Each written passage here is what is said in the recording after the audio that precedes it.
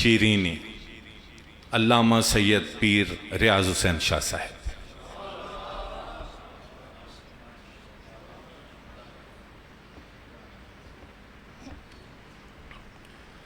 استغفر اللہ استغفر اللہ استغفر اللہ۔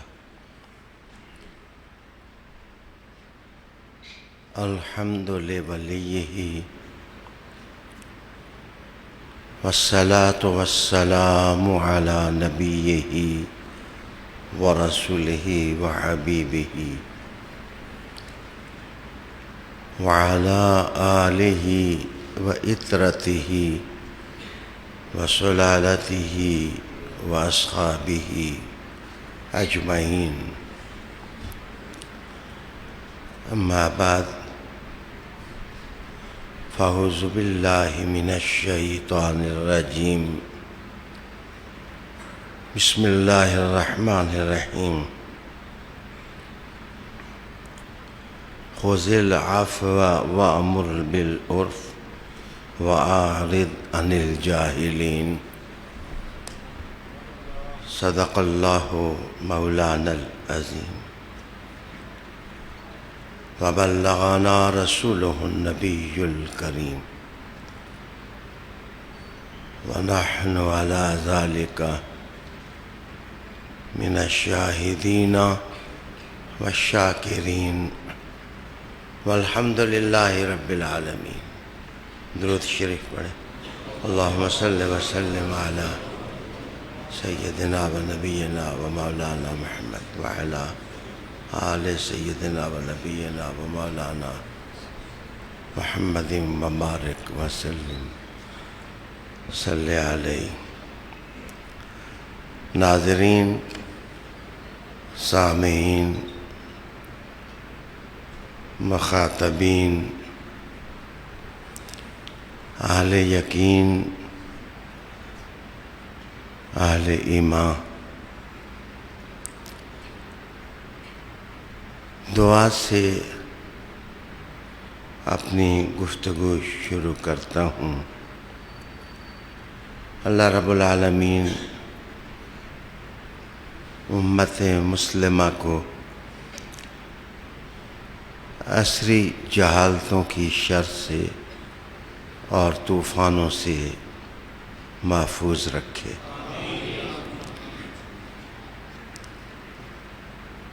پنجتن پاک جو انسانیت اور آدمیت کے سچے اور عظیم رہبر ہیں، ان کی زندگیوں سے اللہ تعالی ہمیں حرارت، حرکت اور حیات عطا فرمائے۔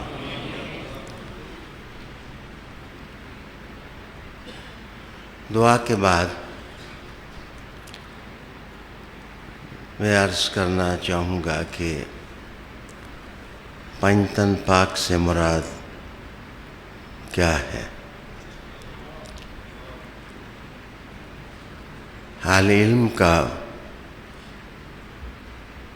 اس پر اجماع ہے کہ پنجتن پاک سے مراد حضرت محمد صلی اللہ علیہ وآلہ وسلم، حضرت علی المرتضیٰ کرم اللہ وجہ الکریم، امام حسن المجتبیٰ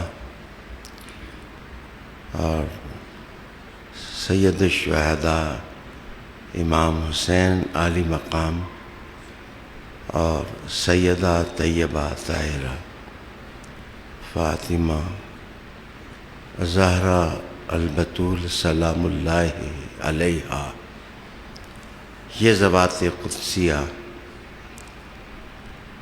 پنجتن پاک کہلاتے ہیں۔ میں جذبات کی کسی شاخ نازک پر بیٹھ کر گفتگو نہیں کر رہا، ادراکات اور احساسات کا ایک وسیع جہاں ہے، جہاں میں باشعور لوگوں سے مخاطب ہو رہا ہوں، یقین رکھیے کہ رسالت مآب صلی اللہ علیہ وسلم کے قدموں سے جو خاکی ذرات بلائیں لیتے ہیں، ہمارے نزدیک وہ بھی رشک مہر و ماہ ہیں۔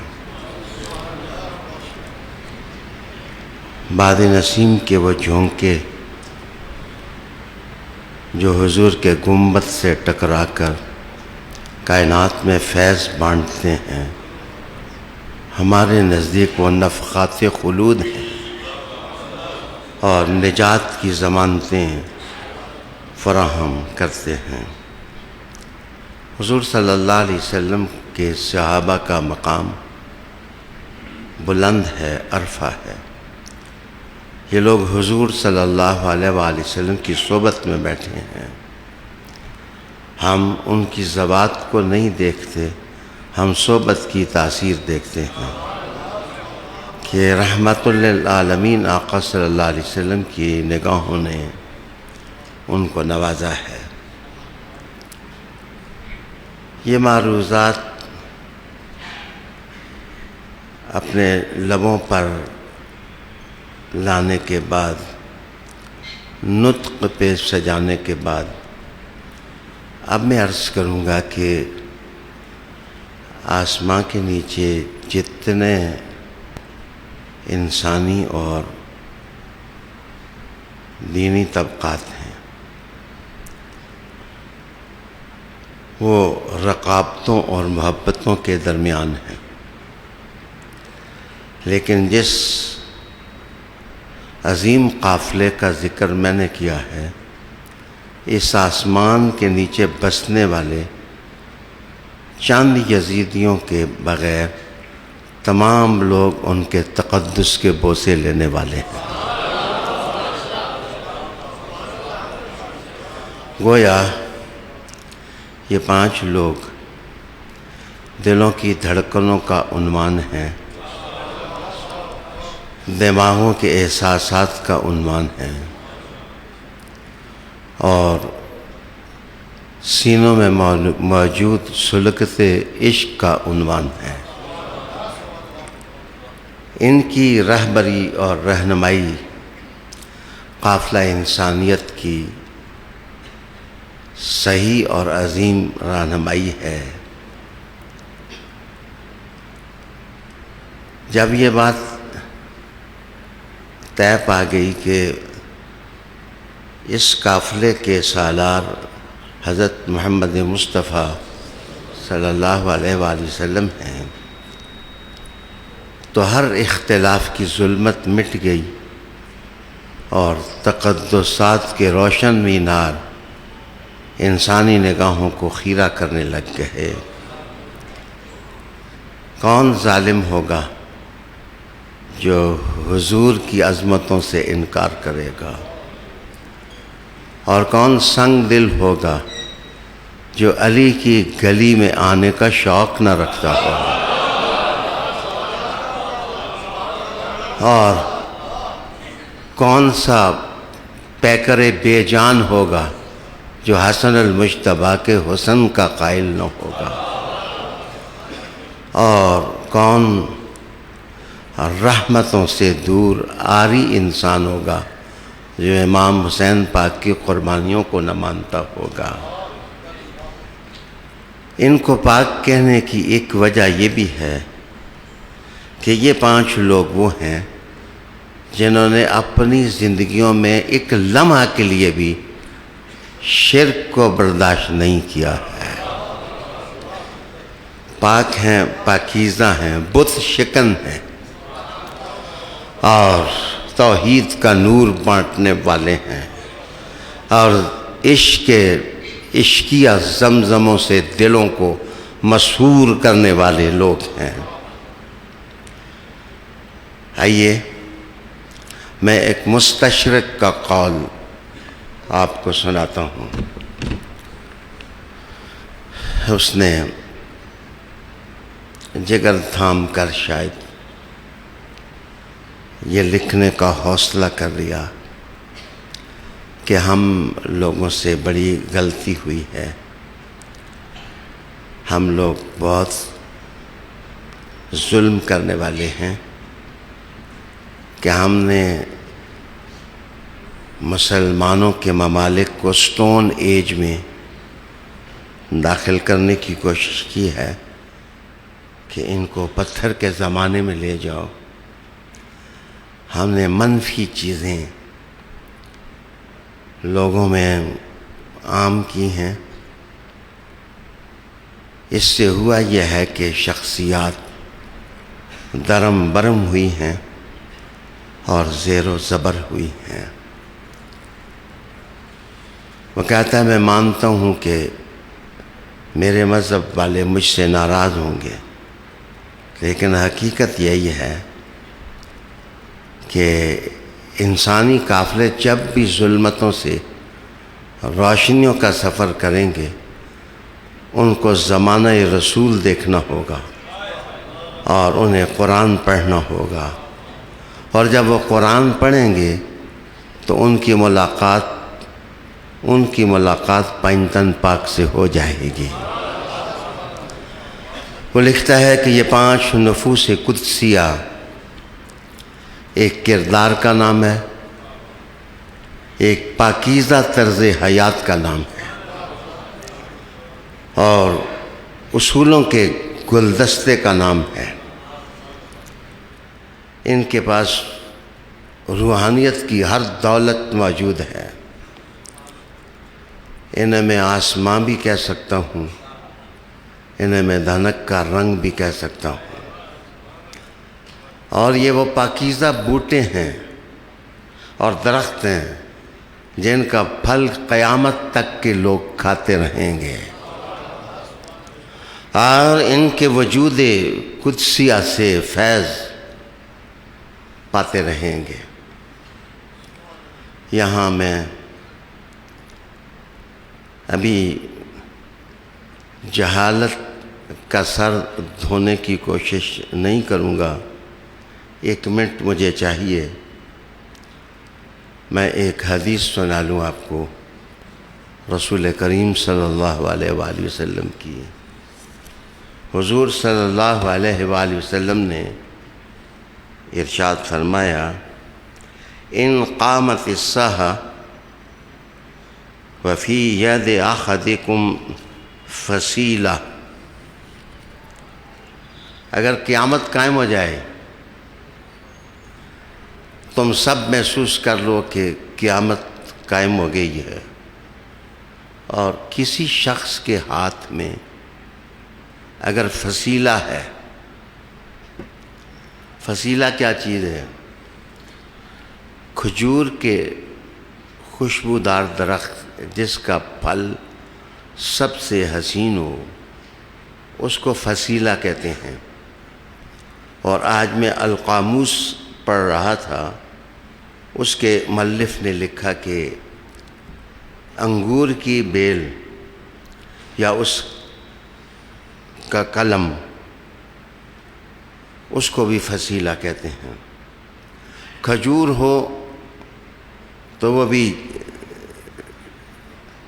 ارغوانی نعمت ہے، اور انگور ہو تو وہ بھی رضوانی نعمت ہے.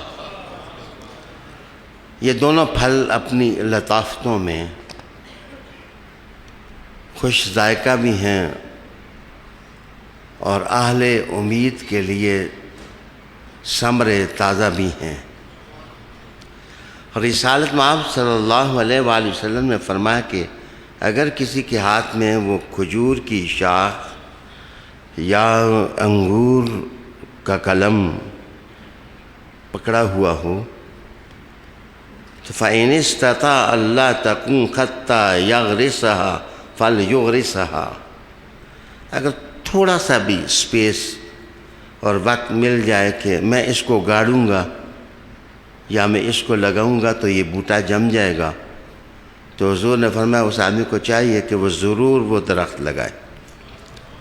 قیامت کی ساحتوں میں بھی وہ اس سے غفلت نہ برتے کہ حضور علیہ السلام نے فرمایا کہ ایک درخت لگانے والے آدمی کو قیامت تک جتنے لوگ چرند پرند انسان اس کے پھل کو کھاتے ہیں، اس کا صدقہ کا ثواب اس درخت لگانے والے کو ملتا ہے۔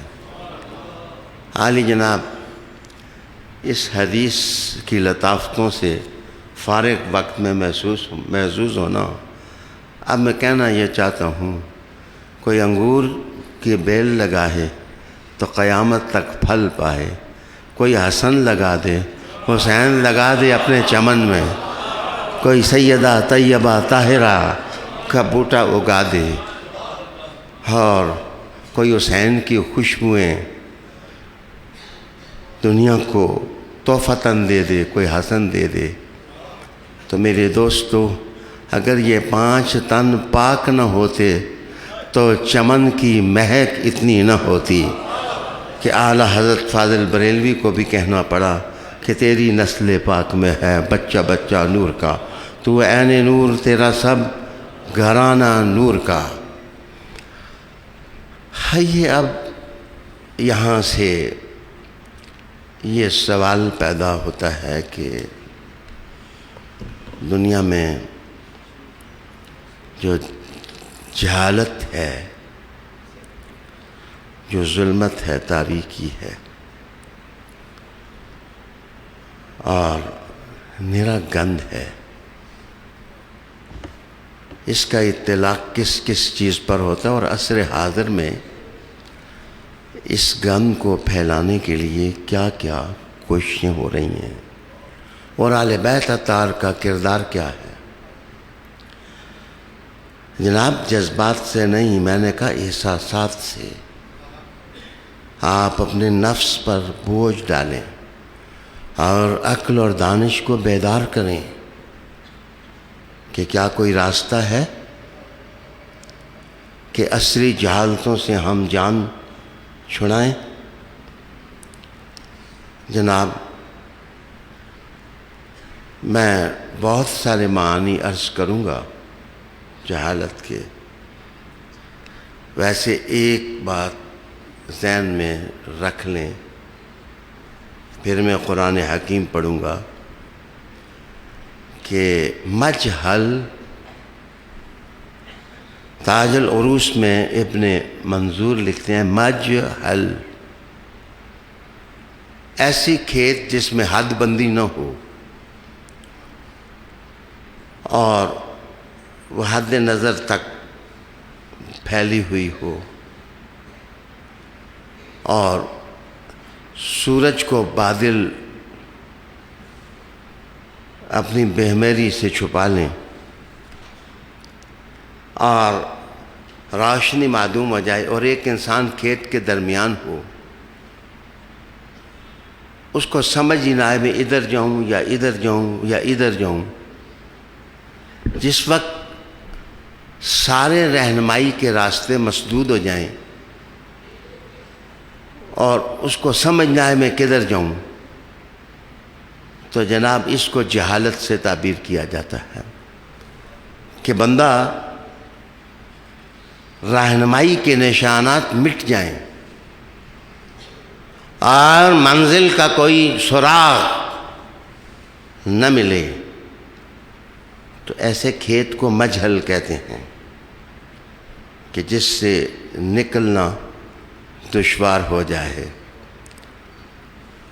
پکی بات کر لو، دنیا کے ہر کھیت رکھنے والے کی زمین رہنمائی سے محروم ہو سکتی ہے، لیکن آل بیت کا کھیت کبھی اجڑتا نہیں ہے، اور اس میں دانائی، رہنمائی اور راہبری کی روشنی موجود رہتی ہے۔ ایک دوسرا معنی عرض کر کے میں قرآن حکیم کی طرف بڑھوں۔ پہاڑی لوگ جانتے ہیں، کوہستانی لوگ جانتے ہیں کہ بہت اونچے پہاڑوں میں اکثر پتھر سنگ لرزاں ہوتے ہیں، یا بارش کی وجہ سے سلائڈنگ ہو جاتی ہے، یا پتھر لڑک کر کے نیچے جاتے ہیں۔ ایسے پہاڑ یا پہاڑی چٹانیں جو 100 کوششوں سے اپنی جگہ سے ہلیں نہ، ڈیٹ ہو جائیں، ان کو کہتے ہیں جویل، یعنی جن کو ہٹایا نہ جا سکے، وہ اپنی ضد میں، ہٹ درمی میں اور اڑیل پن میں اور نفس کے کھردرے پن سے اس سنگ غیر لرزاں کی طرح ہو جائیں، اپنی جگہ سے نہ ہلیں، اس کو بھی صفاتن جہیل کہتے ہیں۔ ایسا پتھر جو ہلتا نہیں۔ میرے دوستو، اگر دنیا ساری بھاری پتھر بن گئی ہو جس کو ہلایا نہ جا سکے، تو کیا انسانیت کی ضرورت نہیں ہے کہ انہیں شیک کرنے والا کوئی پہلوان، کوئی بڑی طاقت رکھنے والا ہو؟ اے رب کریم، اس کائنات میں ضد کے پتھروں کو بھی ہٹانے والا کوئی تو نے بنایا ہے۔ فرمایا میرے مصطفیٰ کے پاس آؤ۔ مصطفیٰ کہتے ہیں علی المرتضیٰ کے پاس جاؤ، علی کہتے ہیں حسن کے پاس جاؤ، حسن کہتے ہیں حسین کے پاس جاؤ۔ حسین اور حسن کہاں سے آئے ہیں؟ کہاں ہماری ماں سیدہ طیبہ طاہرہ ہے۔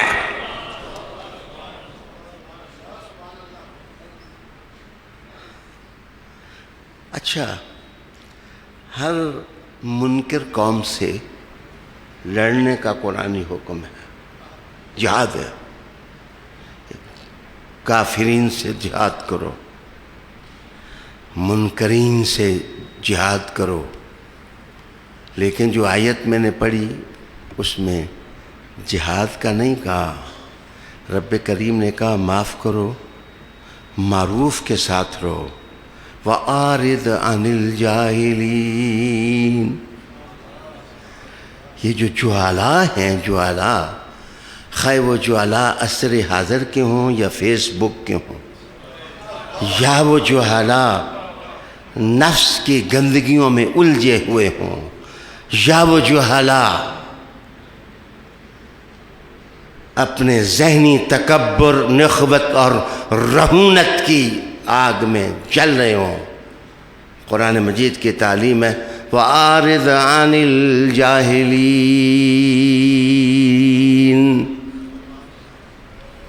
کہ اے محبوب صلی اللہ علیہ وسلم، خطاب تو حضور سے ہے، مراد امت ہے، تو حضور کو کہا گیا محبوب ان سے لڑنے کی ضرورت نہیں ہے، عارض، ان سے منہ پھیر لیں، ان سے رخ پھیر لیں، ان کو چھوڑ دیں۔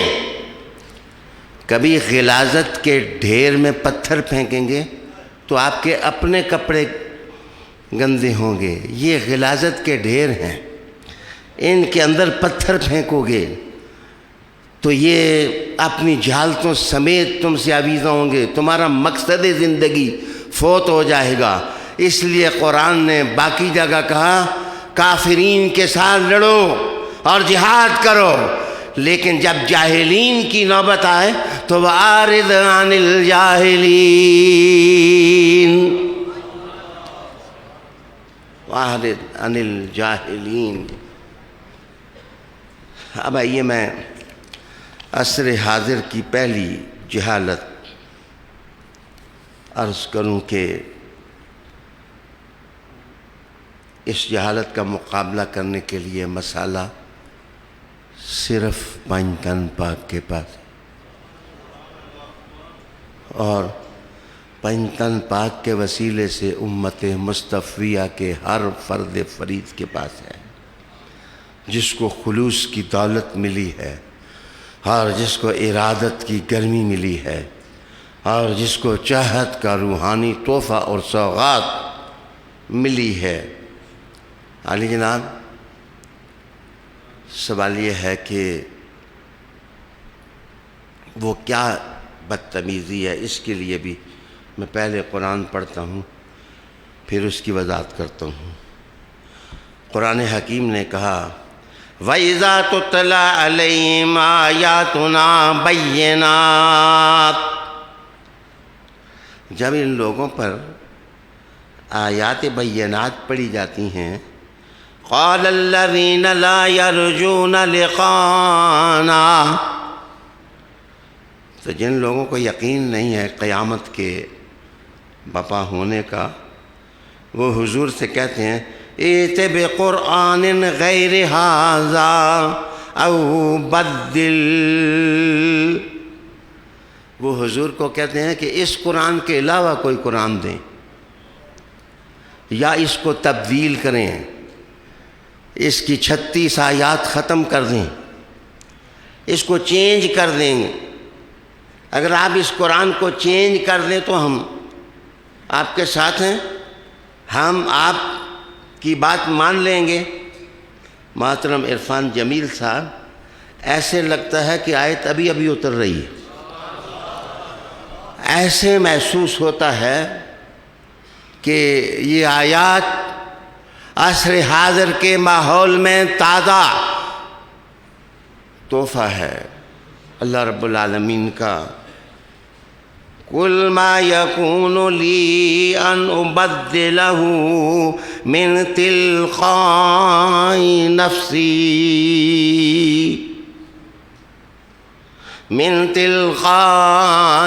نَفْسِي، جہالت علم کی ضد ہے، اور سب سے بڑا مرجع علم کا قرآن ہے، کتاب حیات ہے۔ اس زمانے کے مشرک بھی یہی کہتے تھے کہ برنگ چینج ان ہولی بک، اس قرآن کے اندر چینج لے آؤ، اور آج کا جاہل معاشرہ بھی یہی کہتا ہے کہ قرآن کو تبدیل کر دو، اس کی 36 آیات نکال لینے میں کیا حرج ہے، اس میں سے جہاں جہاں جس موضوع کی آیتیں آئی ہیں ان کو ختم کر دو۔ یہ جناب تو حضور سے کہا محبوب ان کو سمجھا، محبوب ان کو سمجھا، قرآن میری مرضی سے تھوڑا ہی آیا ہے، میں اس کو اپنی مرضی سے تو نہیں بدل سکتا ہوں، میں اس کو اپنی مرضی سے چینج نہیں کر سکتا ہوں۔ ان اتبع الا ما یوحی الی، میں تو پیروی نہیں کرتا مگر اس کی جو میری طرف وحی کی جاتی ہے۔ اس کا مطلب ہے میں اس کے زبر کو زیر نہیں کر سکتے، زیر کو زبر نہیں کر سکتا۔ اب آؤ، حسین کے ساتھ جنگ کیا تھی؟ یہی تو جنگ تھی کہ یزید کہتا تھا کہ اس نظام کو نہ لائیں جو نظام قرآن دیتا ہے، بیعت میری گندے ہاتھوں کی کر لیں۔ میرے دوستو، حسین نے کہا کٹ جاؤں گا لیکن محمد کا قرآن ویسا ہی پڑھوں گا جیسا نازل ہوا ہے۔ علی جناب تو پنجتن پاک اور ان کی اولاد قرآن کے چوکیدار ہیں، کتاب اللہ کے چوکیدار ہیں، کتاب اللہ کے چوکیدار ہیں۔ تو کیوں نہیں مسلمانوں تم سمجھتے کہ قرآن مجید کو ختم کرنے کے لیے، اس کی تعلیم کو ختم کرنے کے لیے عصری جہالتیں پش پل کر رہی ہیں؟ مدرسے ختم کر دو، اور جہاں علم کے پرچم لہرا رہے ہیں ان علم کی آماجگاہوں کو ضعیف کر دو۔ اللہ اکبر! کیا اس آیت کے اندر سے تمہیں حسین کی تصویر نظر نہیں آ رہی؟ کیا اس آیت کے آئینے میں تمہیں حسن المجتبیٰ نظر نہیں آ رہے؟ کہیں تمہیں علی نظر نہیں آ رہے؟ جناب ڈہٹائی کے بتوں کو توڑنے والا علی تھا، اور حضور نے علی سے یہ کام لیا، علی سے ہی کام لیا۔ میں جذبات سے نہیں کہتا، اصل میں ان 360 بتوں کو توڑنے کے لیے کوئی ایسا فرد فرید چاہیے تھا جس نے کسی بت کو کبھی جھک کر سجدہ نہ کیا ہو، جس نے کسی لات منات کی جے نہ پکاری ہو، کسی نے شرک کے ساتھ اپنے آپ کو آلودہ نہ کیا ہو۔ جناب میں یہاں اس دردناک کہانی کو نہیں چھیڑتا، وہ لوگ بھی جنت کے دولے ہیں، لاڑے ہیں، جو لوگ 6 سال بعد جا کے مسلمان ہوئے یا 8 سال بعد مسلمان ہوئے۔ حضور نے ان کو اتنی عزت دی کہ فرمایا کہ اولیاء سارے مل جائیں تو کسی صحابی کے برابر نہیں ہو سکتے۔ یہ عزتیں میرے مصطفیٰ کی دی ہوئی ہیں، خدا کی دی ہوئی ہیں، لیکن تم اس بات کو ذہن میں رکھو کہ کوئی ایسا فرد ڈھونڈو جو 360 بتوں کے لیے توڑنے کے تیار ہو اور اس نے کبھی شرک نہ کیا ہو۔ حضور نے یہ دیکھ کے کہا تھا علی آجا میرے کندھوں پہ چڑھ۔ گویا شانہ رسالت مآب کا تحفہ حضور نے جو دیا تو بت شکنی کے لیے دیا۔ بت شکن کل بھی آل علی تھی، بت شکن آج بھی آل علی ہے۔ آل علی ہے۔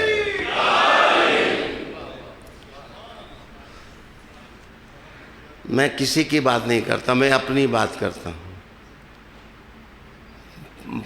15 سال بعد 15 سال تو میں اس ستون کو چومتا رہوں، 15 سال کے بعد میں خود ہی فتویٰ دوں کہ کون ہے جو اس ستون کو چومنے کا رد کرے گا۔ لوگ کہیں گے 15 سال تو خود چومتا رہا ہے، اب یہ اب ستون چومنے سے منع کرتا ہے۔ مصطفیٰ نے کہا کہ سورج راستہ بدل سکتا ہے، محمد کے فیصلوں سے دانش کوئی نہیں نکال سکتا۔ میں ایسا آدمی لاؤں گا جس نے کبھی شرک کیا ہی نہیں ہے۔ مسجد میں کعبہ میں ولادت بھی اسی لیے ہوئی کہ وہ اور ہوتے ہیں جو کعبوں کو پیدا ہو کے گندا کرتے ہیں، علی وہ ہے جس نے پیدا ہو کے کعبے کو صاف کیا ہے۔ انما یرید اللہ لیذھب عنکم الرجس اہل البیت ویطہرکم تطہیرا تطہیرا۔ جناب یہ وجہ تھی کہ میں حضور نے فرمایا میں قرآن کو علی سے جوڑ رہا ہوں، علی کو قرآن سے جوڑ رہا ہوں، قرآن کو علی سے جوڑ رہا ہوں، علی کو قرآن سے جوڑ رہا ہوں۔ حسین مجھ سے ہے، میں حسین سے ہوں، حسن مجھ سے ہے، میں حسن سے ہوں، فاطمہ میرے جگر کا ٹکڑا ہے، علی مجھ سے ہے، میں علی سے ہوں۔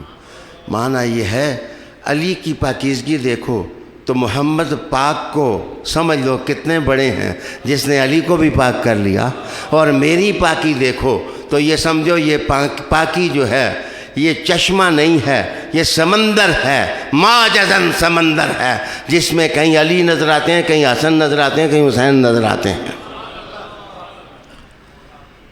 عالی وقار ناظرین اور سامعین، تھوڑا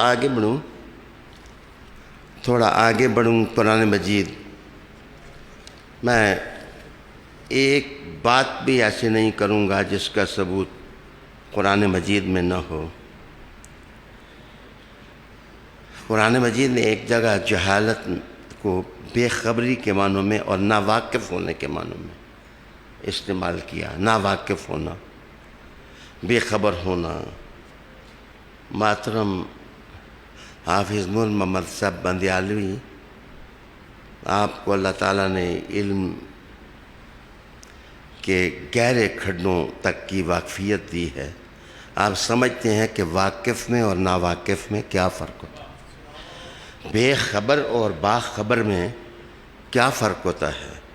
قرآن مجید سنیے، لِلْفُقَرَاءِ الَّذِينَ اُحْصِرُوا فِي سَبِيلِ اللَّهِ لا يستطيعون ضربا في الأرض يحسبهم الجاهل أغنياء من التعفف تعرفهم بسيماهم۔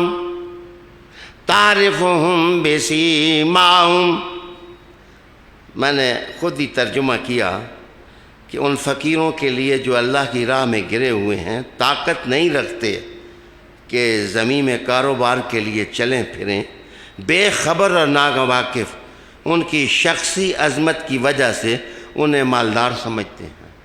چونکہ وہ دیکھنے میں بہت خوب کلین نظر آتے ہیں، وہ دیکھنے والے اندازہ نہیں کر سکتے کہ ہو سکتا ہے کہ ان کے کپڑے صاف ہوں، ان کی بنیان ٹوٹی ہوئی ہو، تو یہ ان کے فقر کا اندازہ نہیں لگ سکتے۔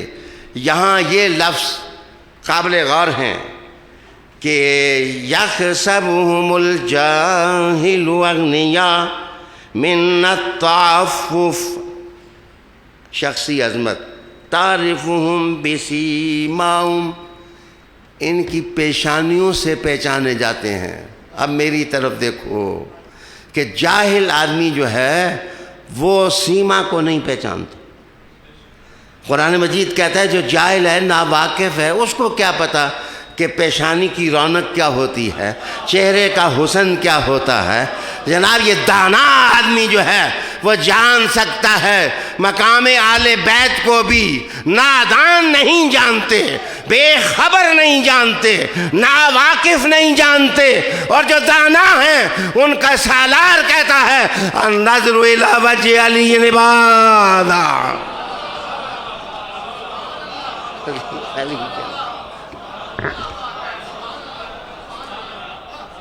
اللہ اکبر۔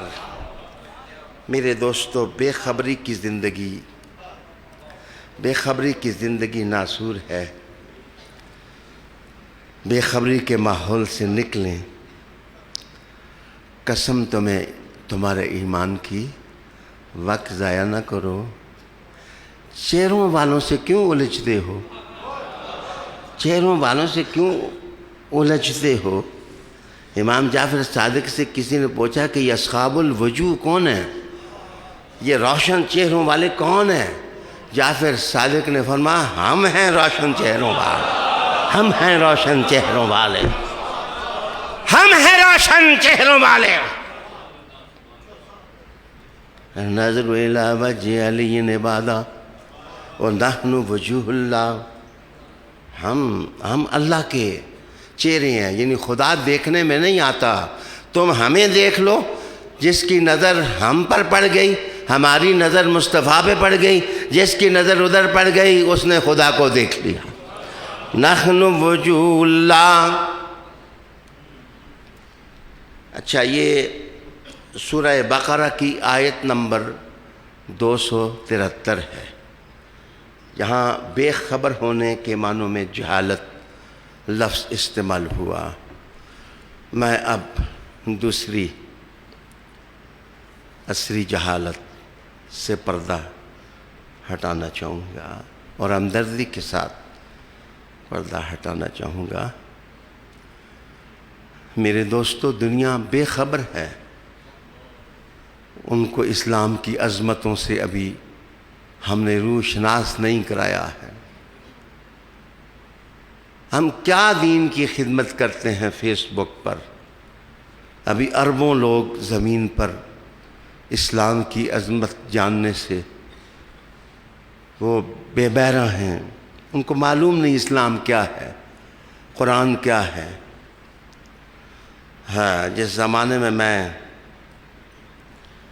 امتحان دے رہا تھا ایم اے عربک کا، الحمدللہ گولڈ میڈلسٹ ہوں، عربک کا 3 سبجیکٹس میں گولڈ میڈلسٹ ہوں۔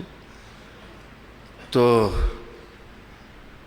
اس زمانے میں مجھے ایک شخص ساتھ امتحان دینے والا، اس کے لفظ مجھے یاد آ رہے ہیں کہ tell me the gentleman who is buried at Medina. مجھے اس عظیم آدمی کا نام ذرا بتائیں جس کی تدفین مدینہ میں ہوئی ہے۔ اس کو پتہ نہیں تھا کہ محمد صلی اللہ علیہ وآلہ وسلم کا نام کیا ہے اور کہاں ان کا روضہ ہے۔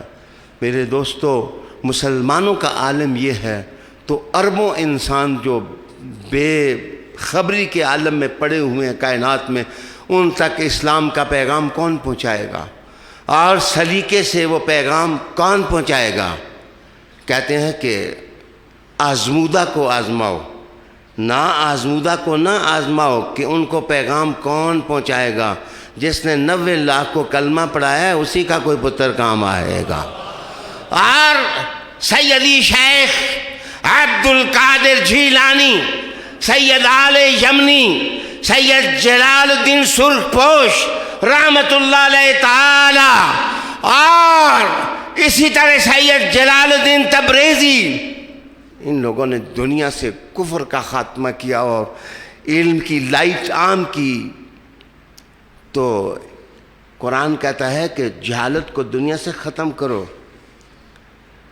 اور یہ ختم کرنے کے لیے مدد لو حضور کی آل سے، حضور کے خون کے تقدس سے مدد لو۔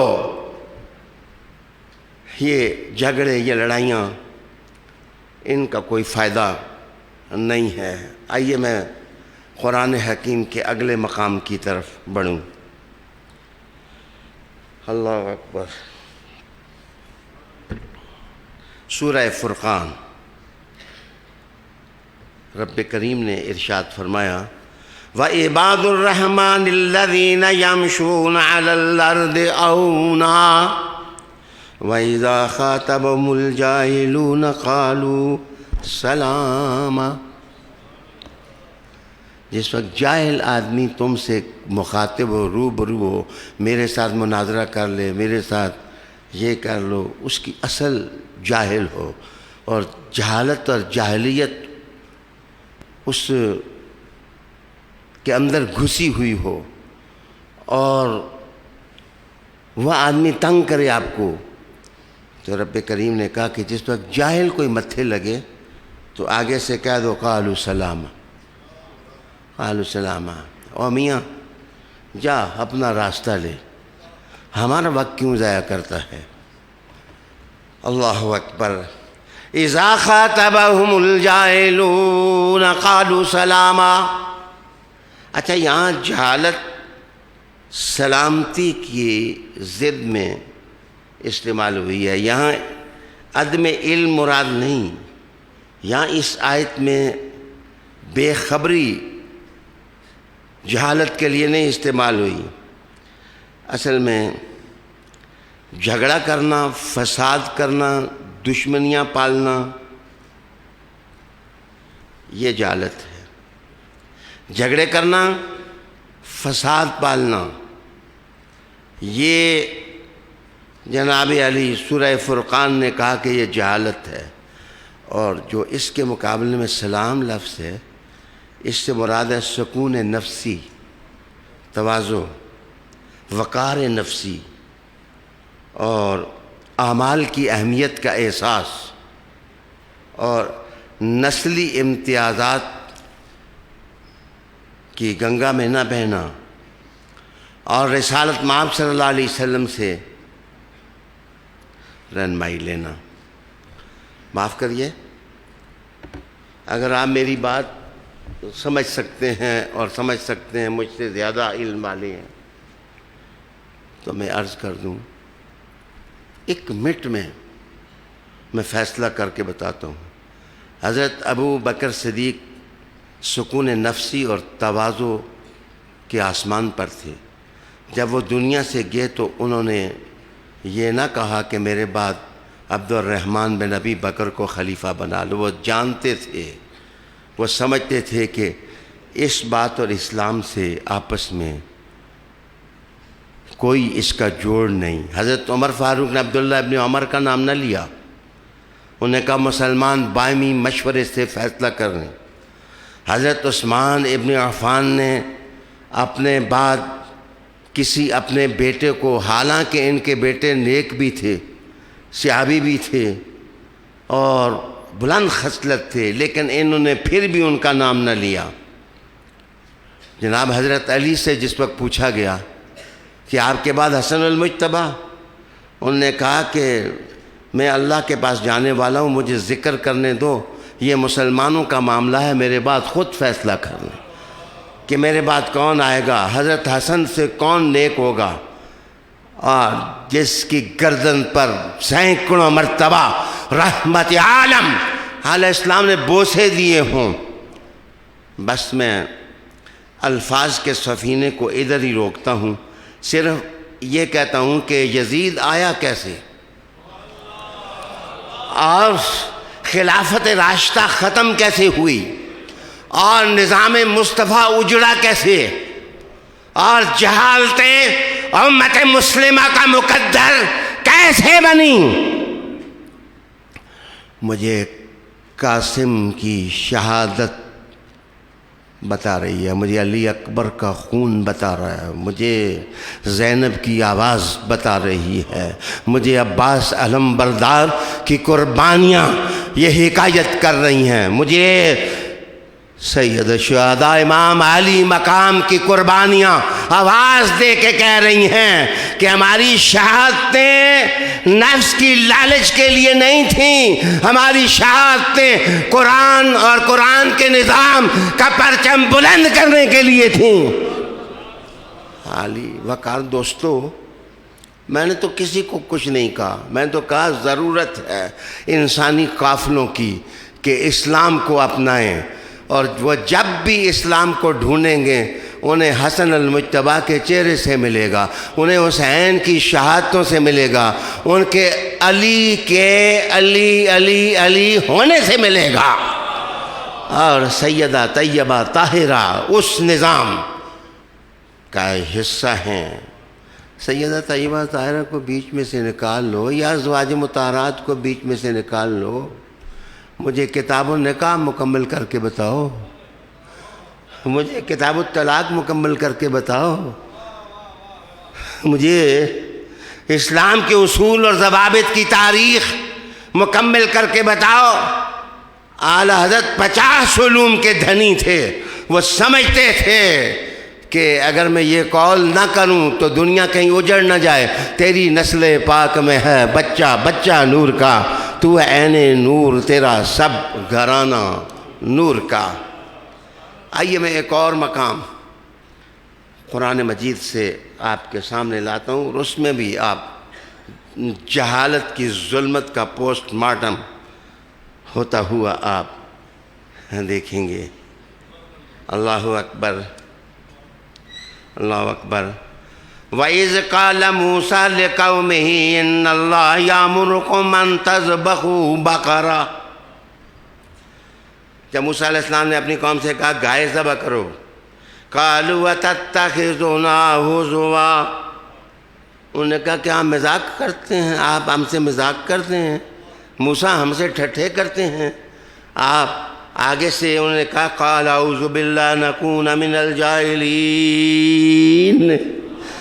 कुरान कहता है, उन्होंने कहा वह ये ठट्ठे करना, मजाक करना, अहकाम को मजाक बना लेना, ये जाहिलों का काम होता है। मैं तो पैगंबर हूँ, मैं तो रसूल हूँ, रसूल जो है वो ठट्ठे नहीं करता, वो अहकाम इलाहिया को नेगलेक्ट नहीं करता। मेरे दोस्तों, मूसा अलैहिस्सलाम ने कहा ठट्ठा करना और ताने देना और सिठनियाँ देना और मजाक उड़ाना और फप्तियाँ कसना और गाली गलूच करना, ये जाहिलों का काम है। अली उल मुर्तज़ा को देखो, हसन उल मुज्तबा को देखो, अल्लाह ने ज़बान वो दी है जो कौसर और सलसबील से धुली हुई है, तो कौसर और सलसबील से धुली हुई है। माफ़ कीजिए, माफ़ कीजिए, माफ़ कीजिए। अहकाम इलाहिया के साथ जो लोग ऐसा करते हैं वो अल्लाह के दीन के साथ मजाक करते हैं और ठट्ठा करते हैं, और ये जहालत कुबरा है, ये जहालत कुबरा है। आज तीसरी असली जहालत की मैं निशानदेही करने लगा हूँ। मुसलमानों, जिस तरह इस्लाम के साथ ठट्ठे किए जाते हैं, कभी यंग औरतें सड़कों पर लाकर उनसे दीन का मजाक उड़ाया जाता है, कहीं कोई अदाकार बिठा दिए जाते हैं वो इस्लाम का मजाक उड़ाते हैं, कहीं मगरब की दुनिया से पैसे उड़ते हुए आते हैं, जिस सेन में जाके लगते हैं उसका ज़मीर ही बदल जाता है, उसकी सुबह बोली बदल जाती है और उसकी तहरीर ही बदल जाती है। तो याद रखना, ये मजाक उड़ाना, ये शायर इलाहिया की तौहीन करना, ये मुसलमानों का विरसा नहीं है। अगर आप मेरे लफ्ज़ सुन सकते हैं तो मौला अली को और हसनैन करीमैन को जो सब व शतम किया गया, मैंने कब कहा है किसने किया? لیکن تاریخ سے آواز غور سے سنیں، کون ہے مذاق مولا علی کے ساتھ کرنے والا؟ کون ہے اہل بیت اطہار کے ساتھ ٹھٹھے کرنے والا؟ کون ہے؟ کون ہے؟ اگر کل نہیں تو آج کے ایکٹر دیکھ لیں، آج کے اداکار دیکھ لیں، کس کی زبان پر گند ہے، کس کی زبان ڈرٹی ہے۔ اور شاعر اسلامیہ کا مذاق اڑاتی ہے۔ معاف کیجئے، بس آیت کا پڑھنا ہی کافی ہے۔ وَإِذَا خَاطَبَهُمُ الْجَاهِلُونَ قَالُوا سَلَامًا۔ حضور کے راستے میں چھلکے کون پھینکتا تھا؟ حضور کے راستے میں کانٹے کون، سیج کون بچھاتا تھا؟ حسین پاک کو شہید کس نے کیا؟ حسن المجتبیٰ کو زہر کیسے ملا؟ انصاف کرو، اپنی عاقبت پر رحم کرو، ظلم کے ساتھی نہ بنو۔ ظلم پھسلنا ہے، قیامت کے دن پل سے رات سے پھسل جاؤ گے۔ اگر چاہتے ہو کہ پھسلو نہ تو محمدی قافلے میں آ جاؤ۔ مصطفیٰ کا ہر شہزادہ اللہ نے اس کو طاقت دیا، جس کا ہاتھ پکڑ لے اس کو جنت تک پہنچا دے۔ اذا خاطبهم الجاہلون قالوا سلاما۔ اچھا، میں وقت میری گفتگو کا تکمیل پذیر ہوا۔ ARY کی تقریر یہ رہی اور سوشل میڈیا کی تقریر اب وہ رہی۔ قرآن مجید کا ایک اور محل میں آپ کے سامنے پیش کرنے لگا ہوں، سنیے غور سے قرآن مجید۔ سورہ احزاب۔ میرے حضور کی بیویوں کو کہا گیا، ازواج مطہرات کو، جو مائیں ہیں، ان کو کہا گیا وَقَرْنَ فِي بُيُوتِكُنَّ وَلَا تَبَرَّجْنَ تَبَرُّجَ الْجَاهِلِيَّةِ۔ اے مومنوں کی ماں اور اے ازواج مطہرات یا نساء النبی، وَقَرْنَ فِي بُيُوتِكُنَّ، گھر میں رہو، گھروں سے باہر نہ نکلو۔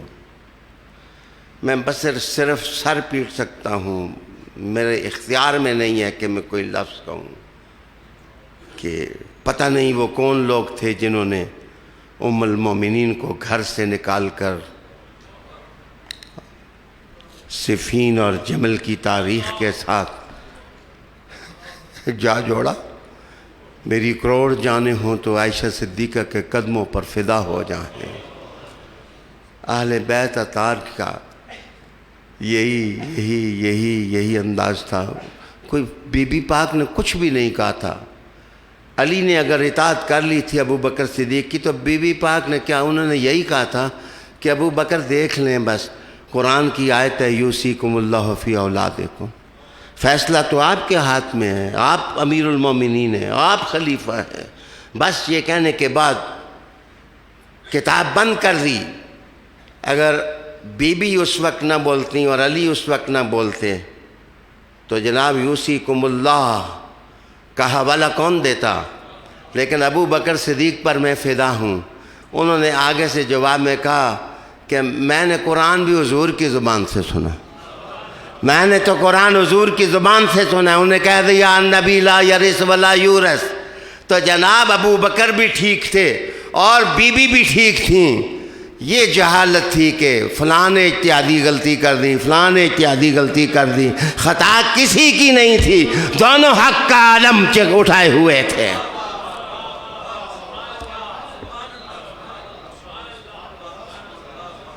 اللہ اکبر۔ وَقَرْنَ فِي بُيُوتِكُنَّ وَلَا تَبَرَّجْنَ تَبَرُّجَ الْجَاهِلِيَّةِ الْأُولَىٰ، اور اپنے گھروں میں ٹھہری رہو، اور پہلے دور جاہلیت میں عورتیں جس طرح بے پردہ ہوتی تھیں تم اپنی زینت ظاہر نہ کرو۔ تم اپنی زینت ظاہر نہ کرو۔ اب بیویاں ادھر رہ گئیں، میں ادھر آ گیا۔ عصری جہالت، عورتوں کی عصمتیں لوٹنا، جنس کو داغدار کرنا، گلی گلی فحاشی کے چرچے کرنا۔ قرآن حکیم نے کہا کہ حیا کرو۔ دنیا نے پوچھا حیا کی کوئی تصویر بھی ہے؟ کہا وہی حیا کا پیکر ہے جس کے لیے سر محشر کہا جائے گا محشر والوں گردنیں جھکا دو، محمد کی بیٹی فاطمہ گزر رہی ہے۔ سیدہ طیبہ طاہرہ گزر رہی ہیں۔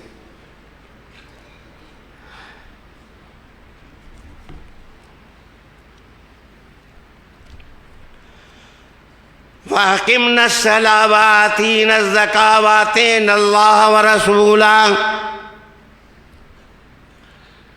جناب یہاں فحاشی، باہر نکلنا، بے پردگی، یہ اس قبیل کی بات ہے کہ آخاں تینوں سناما نون۔ بات حضور کی بیویوں کی گئی ہے، لیکن امت کی عورتوں کو سمجھایا جا رہا ہے بے پرد نہ ہو اور حیا کرو۔ ایک بات میں کرنے لگا ہوں، آج جس طرح جنسی واقعات کی تشہیر کی جاتی ہے، میں مطالبہ کرتا ہوں کہ جو چینلز، جو میڈیا، جو اخباریں کسی آدمی کی عزت دری کرتے ہیں اور کورٹ جس وقت ان کے حق میں فیصلہ دے دے تو ان سب کو 80 کوڑے پڑنے چاہیے۔ یہ جس طرح اسلامی تہذیب اور اسلامی تمدن کو ویران کرنے کی کوشش ہو رہی ہے، کیا اس ماحول میں بھی فاطمہ یاد نہیں آئیں؟ سیدہ طیبہ یاد نہیں آئیں؟ میرے حسن یاد نہیں آئے؟ میرے حسین یاد نہیں آئے؟ عالی وقار دوستو، بس میں زیادہ نہ اس بات کو پھیلاؤں۔ ایک جگہ قرآن نے، بس ایک بات ہی کروں گا، قرآن میں نے کہا کہ کان الانسان ظلوما جہولا۔ یہ ظلوما جہولا rather it is very difficult to understand this verse۔ اس آیت کو سمجھنے میں بڑی دقتیں، ٹھوکریں لوگوں نے اٹھائی ہیں کہ کہا گیا کہ یہ انسان یہ ظلوم بھی ہے، یہ جہول بھی ہے۔ معاف کرنا، جو حضور کے دامن سے لگے ہوئے ہیں وہ ظلوم نہیں ہیں، وہ جہول نہیں ہیں۔ کربلا کے اس طرف عدول ہیں، اس طرف جہول ہیں، اس طرف سارے جہول ہیں۔ معاف کر۔ اب میں ایک لفظ بتا دوں آپ کو کہ وہ سادہ لو آدمی، سادہ، بالکل سادہ لو آدمی، تاج العروس پڑھیں اس مقصد کے لیے، وہ سادہ لو آدمی، نا تجربہ کار، جس کو تجربہ نہ ہو اور وہ کسی کے فریب میں آ جائے اور کسی کے دھوکے میں آ جائے، اللہ اکبر۔ آج ہم پیر سید صابر حسین شاہ صاحب علیہ رحمہ کے جنازے میں گئے تو وہاں لوگوں کے موبائل چوری ہو گئے۔ وہ اوپر سے ہاتھ چومتے رہے، نیچے سے جیب خالی کرتے رہے۔ کان الانسان ظلوما جہولا۔ اگر نا تجربہ کار آدمی ہو، سادہ لو ہو، وہ کسی کی باتوں میں آ جائے تو اس کو کہتے ہیں جہولا۔ اور ظلومن کا معنی ہے کہ اندھیرے میں، جو ظلمت اندھیرا، تو وہ بندہ جو اندھیرے میں زندگی گزارے اور اتنا سادہ ہو کہ کوئی اس کو فریب دے دے، اوے کوئی کو کھولوں، شیطان کس کو فریب دے دے؟ اصل میں جس آدمی کو شیطان آ کے فریب دے دے اور اس پر اپنا تسلط جما لے اور اس کو اپنی صف کا آدمی بنا لے، وہ جہول ہے کہ دیکھتے دیکھتے شیطانی فوج میں چلا گیا اور یاد رکھنا ظلم اندھیرے میں ہے۔ مجھے آپ بتائیں، کیا حضور کے علی اندھیرے میں تھے یا روشنی میں تھے؟ مجھے بتائیں، حسن روشنی میں تھے یا اندھیرے میں تھے؟ مجھے بتائیں، حسین روشنی میں تھے یا اندھیرے میں تھے؟ میرے دوست، میرے بھائی، آئیے میں بتاؤں کہ جہاں جہاں اس قسم کی آیات ہیں، اس کا معنی ہے کہ جس وقت کوئی بندہ شیطان کے ہتھے چڑھ جائے اور وہ اس کو لالی پاپ دے کے کرتے یا ادھر جا کے بٹکائے یا ادھر جا کے بٹکائے، اس کو کہتے ہیں یہ جہولا ہے۔ یہ بندہ اپنے آپ کو دھوکہ دینے والے کو پہچان نہیں سکا، اسی لیے قرآن نے کہا جو اللہ والے ہیں، ولایت کو مانتے ہیں، ان پر شیطان کا کوئی داؤ نہیں چلتا۔ وہ نہ ظلوم ہیں نہ جہول ہیں، اور ولایت کا سرچشمہ کون ہے؟ علی ہے۔ جو علی کی پناہ میں آ گیا، شیطان اس کا کچھ نہیں بگاڑ سکتا۔ علی علی کرنے والا قیامت کے دن محمد کے قدموں میں بیٹھا ہوگا۔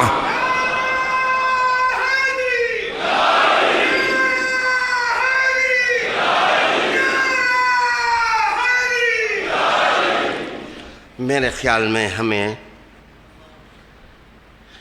یہ جو جہلا کا ٹولہ ہے اور دین کو خراب کر رہے ہیں، کیریکٹر برباد کر رہے ہیں، ان کی ایکٹیویٹیز سے اجتناب کرنا چاہیے۔ ہمیں اللہ کے دین کی خدمت کے لیے اپنا آئیڈیل بنانا چاہیے۔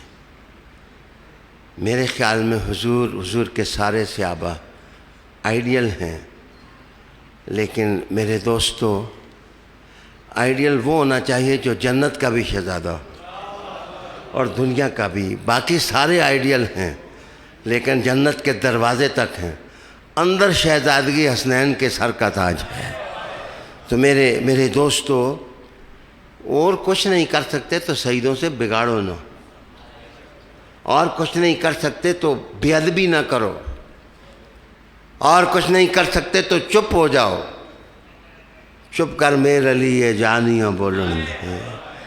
تو میرے دوستو، عنوان تو ابھی مکمل نہیں ہوا، لیکن انشاءاللہ العزیز اگلے پیر کو میں عیب پوشی اور پردہ پوشی کی اہمیت اور خاندان رسول، میں انشاءاللہ تعالی اس موضوع پر میں گفتگو کروں گا۔ آج میری باتیں تو مکمل ہو گئیں، لیکن اللہ نے مجھے نعمت دی ہے، سورہ اعراف میں نے آج، اللہ تعالیٰ نے میرے قلم کو توفیق دی، تو میں ہر صورت کے آخر میں ایک دعا عرفان جمیل صاحب لکھتا ہوں، اور وہ دعا پوری صورت کی تعلیمات کا خلاصہ ہوتی ہے۔ اس دعا کے اندر وہ ساری چیزیں ہوتی ہیں جو میری تفسیر کے اندر یا قرآن مجید کے اندر آئیں۔ تو آج جب میں سورت ختم کر رہا تھا، دعا لکھ رہا تھا، تو مجھے میرے بھائی بہت یاد آئے۔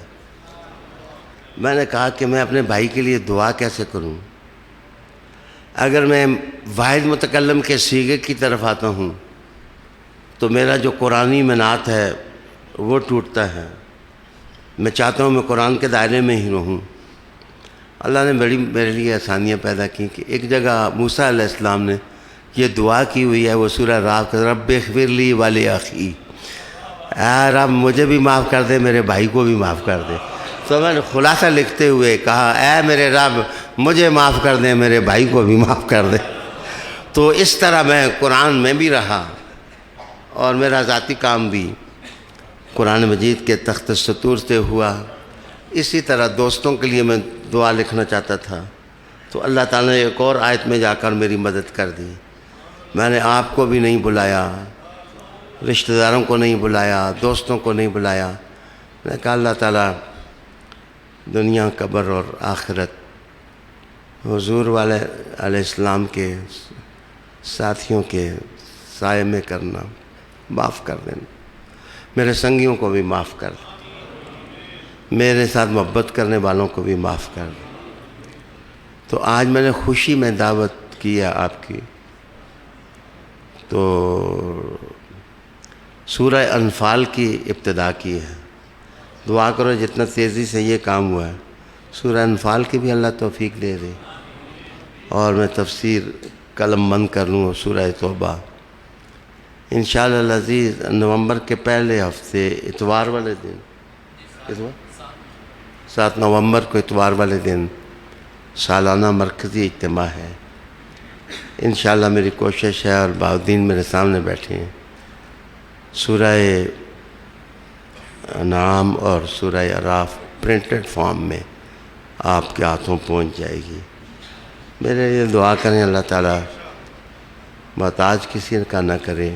آپ سے خوش ہوں، آپ تشریف لائے، بہت خوش ہوں، زیادہ نہیں، بس آج کی یہ محفل خوشی کی صرف آدھ گھنٹہ ہوگی، اور 10 منٹ نوید شاہ صاحب پڑھیں گے، 10 منٹ وہ کلندر شاہ صاحب، نام کا وجاد شاہ صاحب ہے، میں ان کو کلندر شاہ صاحب کہتا ہوں، تو یہ پڑھیں گے۔ تو آج آپ کا حق ہے کہ منقبت پڑھیں، آپ علی علی کریں، کرائیں، حسن حسین کا نام لیں۔ میں نے حضور صلی اللہ علیہ وسلم کے صحابہ کو سلام کیا ہے، سلوٹ مارا ہے، ہم سب ان کے نوکر ہیں۔